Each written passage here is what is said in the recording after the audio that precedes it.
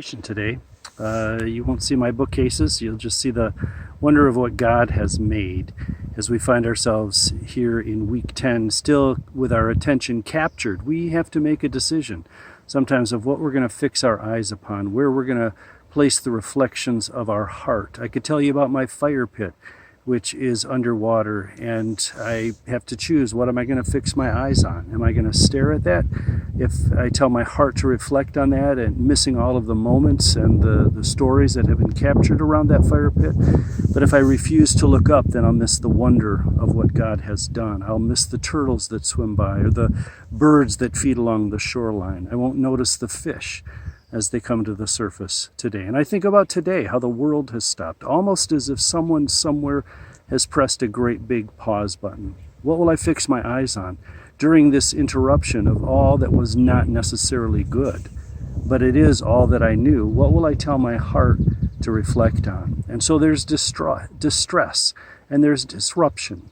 I did a search of the psalmist and how many times the psalmist cried out or sought the Lord during a time of distress, and I'm certain it won't surprise you to realize that there were many moments. Psalm 18, Psalm 27, Psalm 31 and 34, Psalm 77, and Psalm 116 are just a few. I'm going to turn back to Psalm 77 and read a few verses from that. The psalmist writes, "I cry out to God, yes, I shout. Oh, that God would listen to me. When I was in deep trouble, I searched for the Lord. All night long I prayed with hands lifted toward heaven, but my soul was not comforted. I think of God and I moan, overwhelmed with longing for his help. You don't let me sleep.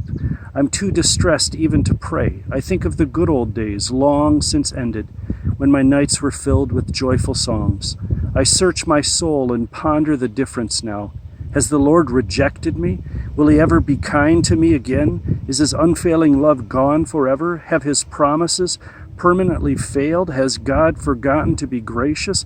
Has he slammed the door on his compassion? And at this point, the psalmist breaks into a musical interlude that captures the passion of his prayer and the hope that is his. For he then moves into a place where he says, "But then I recall all you have done, O Lord. I remember your wonderful deeds of long ago.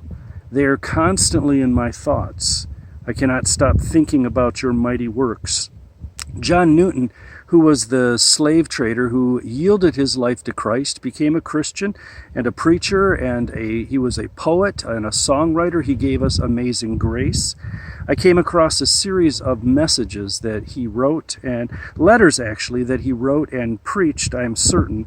This one was titled A Letter to a Christian, and it was written in 1767, but I think it's appropriate for us to find it again right now in this season of 2020.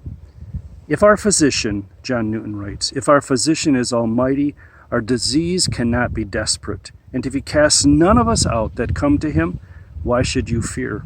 Our sins are many, but his mercies are more. Our sins are great, but his righteousness is greater. We are weak, but he is power. I cannot stop thinking about your mighty works, the psalmist writes. Well, me too. I will instruct my heart to reflect on how great is our God, and I'll be reminded that his mercies are new every morning. God bless you, and we'll chat next week.